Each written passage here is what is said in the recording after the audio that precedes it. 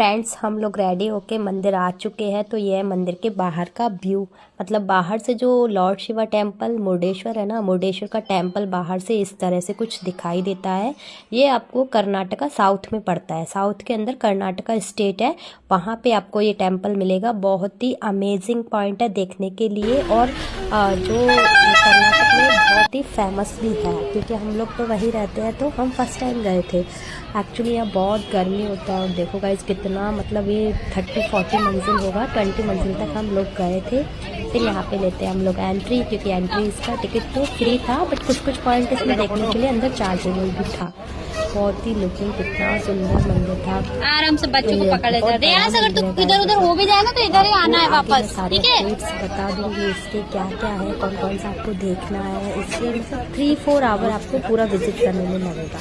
तो ये मंदिर का मुख्य द्वार है, कुछ इस तरह से लगता है।